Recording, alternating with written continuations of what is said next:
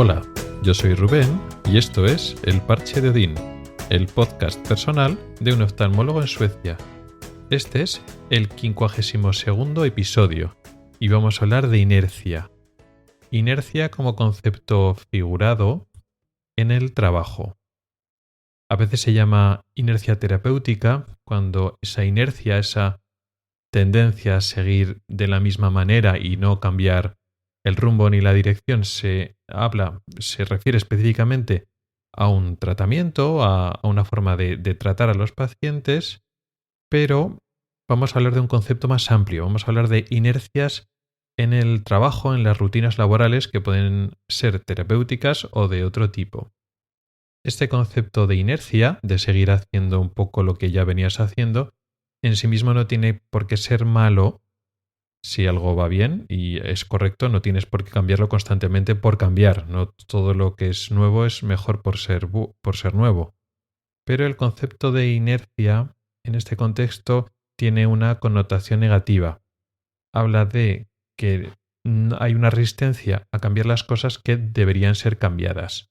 Y esto se enmarca o se opone al concepto de medicina basada en la evidencia o medicina científica o medicina basada en las pruebas o hacer las cosas con sentido común, porque a veces no es un problema estrictamente científico, sino de hacer cosas mejor o peor, y a veces cuando pueda aparecer o se puede plantear una solución que es mejor, cambiando algo, pues hay una resistencia a cambiarlo solo por el hecho de seguir haciendo lo mismo. Esto ocurría y sigue ocurriendo mucho en España, en muchos ámbitos, por supuesto, pero yo hablo en el ámbito laboral mío, en el ámbito clínico, hospitalario y en el campo de mi especialidad pasa como otras muchas especialidades. Esa inercia terapéutica se puede resumir en varias frases más coloquiales del siempre se ha hecho así. ¿Y por qué hacemos esto? Porque se hace así. Bueno, pero ¿qué? Y puedes poner razones por las que presentas alternativas. Pues se podría hacer de esta manera, de esta otra manera. No, siempre se ha hecho así. Y eso parece que es un pseudo argumento de autoridad y eso dificulta pues, los cambios cuando van a bien. Que volvemos a lo mismo. No siempre hay que cambiar por cambiar y no todo lo nuevo es mejor. Pero la inercia terapéutica, esta posición de no, siempre se ha hecho así, hazlo siempre como lo hacen los demás, como siempre se ha hecho, como se hace siempre, y punto. Y no hay discusión ni nuevos planteamientos. Esta es una barrera muy importante a mejorar, a hacer las cosas bien, y se perpetúan los errores, las ineficiencias o las cosas que se hacen mal desde siempre, y es muy difícil cambiarlos. Esto ocurría en España mucho. Era muy difícil que uno pudiera cambiar las cosas. En España no hay la cultura de que todos los trabajadores tienen voz y voto y hay discusiones y reuniones donde la gente propone las cosas para mejorar y entonces pues las personas que están trabajando, que muchas veces son las que más saben porque son las que están haciendo todo el rato eso y las que igual tienen más conocimientos, más competencias, más que muchas veces los jefes, pues no tienen voz ni voto ni capacidad para cambiar cosas que se podrían mejorar. Ejemplos podríamos encontrar muchos. Vamos a poner un ejemplo terapéutico típico de lo que es, por ejemplo, la cirugía de cataratas. De forma tradicional se ha utilizado después de operar de cataratas un colirio que tenía antibiótico y un antiinflamatorio de la familia de los corticoides al principio muchas veces al día, luego menos veces al día durante varias semanas, muchas veces mes, a veces un poco más después de la operación. A nivel científico, durante años y años hemos ido leyendo que igual el antibiótico no hace falta mantenerlo tanto tiempo, pero existía esa inercia terapéutica. Seguías con el mismo antibiótico, con el mismo colirio que contiene también antibiótico, durante, por ejemplo, un mes. Con los problemas que eso puede conllevar, pues el antibiótico usado más de lo debido, pues crea resistencias, irrita la córnea, crea molestias en el paciente y se puede quitar el antibiótico mucho antes. No hace falta estar un mes. Y eso, por ejemplo, en el centro de trabajo donde estaba, se tardó muchos años en cambiar esa pauta por mera inercia terapéutica. Aunque algunos lo podían plantear, pues el resto no quería hacerlo y bueno, pues al final no se hacía. Y al final, después de años, pues se pasó de estar con el antibiótico durante un mes o más a solo una semana. Y bueno, y volvemos a lo mismo. Quizá una semana también es excesivo. Por ejemplo, aquí en Suecia no se usa antibiótico de normal después de la operación. Se usa antibiótico durante la operación, pero no se usa después de la operación y aquí no hay más incidencia de infecciones. Con lo cual, algo se ha avanzado después de estos años en lo que hacíamos en España, pero ni siquiera estamos al nivel quizás a lo que la ciencia dice. Esto sería, por ejemplo, un ejemplo de cómo funcionan las cosas en España. Hay una iniciativa terapéutica y además que de forma muy descarada esto siempre se ha hecho así y para qué vamos a cambiarlo. O sea, hay una posición muy fuerte y muy clara, muy directa. O sea, tú encuentras la inercia terapéutica de forma muy rápida, terapéutica de todo tipo. La inercia de siempre se ha hecho así. Es frustrante porque tú te sientes impotente porque no puedes hacer las cosas de otra manera y además te lo dicen así muy claramente, o sea, encuentras la posición directamente ahí y ya está, y tú te das cuenta que no tienes ni voz ni voto y es frustrante en ese sentido. Vamos a ver cómo funcionan las cosas aquí en el norte. En Suecia ya hemos visto que en España esto es un grave problema de ineficiencia, tanto a nivel puramente clínico de tratamientos, de diagnósticos, como a nivel organizativo, de cómo se organizan pues, las consultas, cómo se organiza un poco el servicio de oftalmología. Pues en España es frustrante porque esa inercia pues impide mejorar. Aquí en Suecia, ¿cómo están las cosas? ¿Hay también inercia? ¿Hay esa resistencia al cambio? Pues sí, es exactamente igual. Existe esa tendencia a la inercia, a resistencia al cambio, pero se manifiesta y se expresa de otras maneras, más sutiles. A mí me ha costado más tiempo, varios meses, en darme cuenta que estas dificultades para cambiar algunas cosas se debe a inercia, a la propia oposición al cambio, porque aquí son más sutiles. Aquí te dan más voz, te dan más voto, te permiten opinar, escuchan tus opiniones, pero eso no quiere decir que automáticamente todo sea estupendo y maravilloso. No. Con lo cual me di cuenta que esta resistencia al cambio no depende tanto de las culturas, sino depende de la naturaleza del ser humano.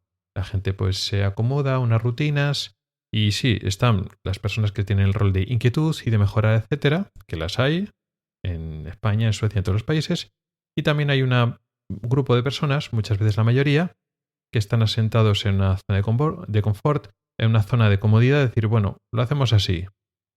Esto funciona, entre comillas, o no me está dando problemas para mi vida. Y no quiero cambiarlo, porque no quiero aprender o no quiero cambiarlo.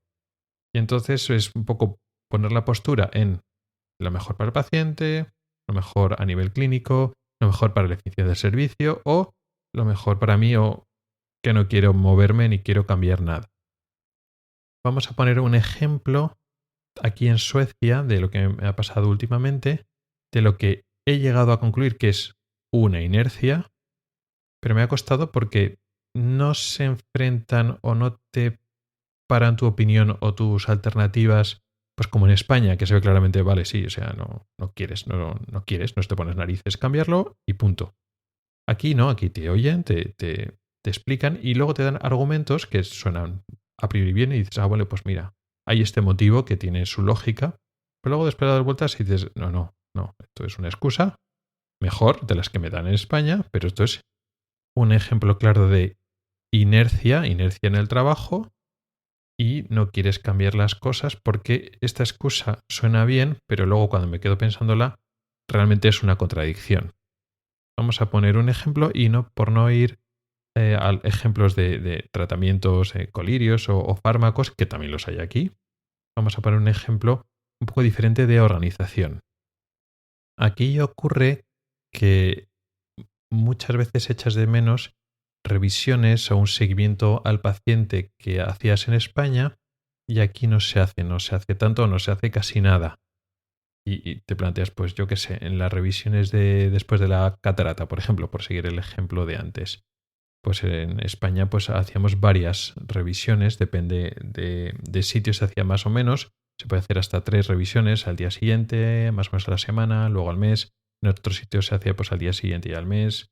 En otros sitios se hacía pues, solo una revisión.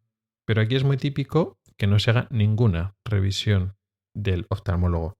Y si es caso, pues el paciente tenía la tensión ocular alta antes. Bueno, pues después al día siguiente se le toma la tensión, pero se lo toma una enfermera.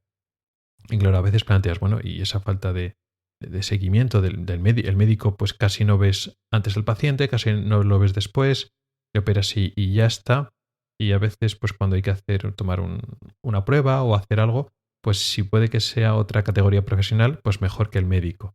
Y la excusa siempre es, no, es que aquí hay muy pocos médicos, el tiempo del médico es muy valioso y entonces hay que minimizar las revisiones solo las estrictamente necesarias y si en esa revisión lo puede hacer otra categoría profesional, pues un óptico, una enfermera, pues es mejor que lo haga el médico.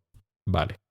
Pero luego, por otra parte, te dicen, tenemos en algunas consultas que son pacientes que se tienen que operar de cataratas, pero bueno, por lo que sea, ha pasado mucho tiempo de espera y entonces hay que hacerle una revisión un poco general cara, por ejemplo, a una anestesia general.